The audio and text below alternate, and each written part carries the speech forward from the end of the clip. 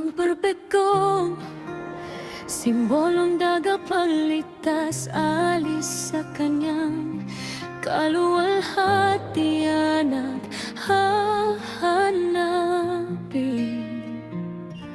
ang makasalanan. Ang liwanag ng sakripisyo ay buwag balot sa kadiliman at upang maging tanda sa mga tapat sa buong samsinukod.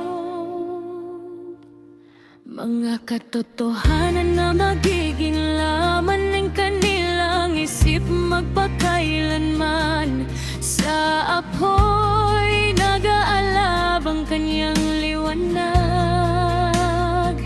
Sa buong gabi na hinahampas ang hangin, nakita ng ang tapat hanggang paghahambrin ng matagal na laban sa pagitan ng mabuti at masama. Isang labanan na walang kapayapaan na magpapatuloy hanggang sa pagsapit na walang hanggang liwanag. Abaya, ang liwanag ng katotohanan ay mananatili sa nag-aalab ng pusong ng sangkatauhan. Ang dugo ng tupa ay sakripisyo, tanda ng pagpapatawad ng mga kasalanan. Mula sa mapagmahal na puso ni Abaya, hawak sa simoy ng bagong umaga. Ang pagbabalik tanaw sa mensahe ng ginhawa at pag-asa sa mga durusang nilalang sa lambang ni kamatayan.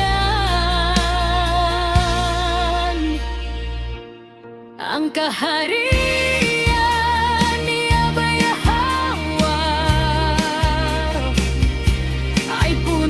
katotohanan at katarungan,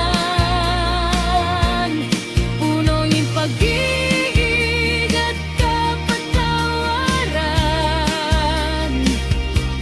Balong kaharian ng tao ang magkahihigit sa kaharian ni Abaya.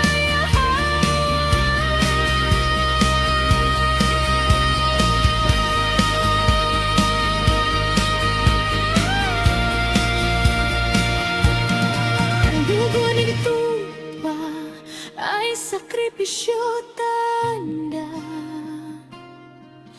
ng papapatawad ng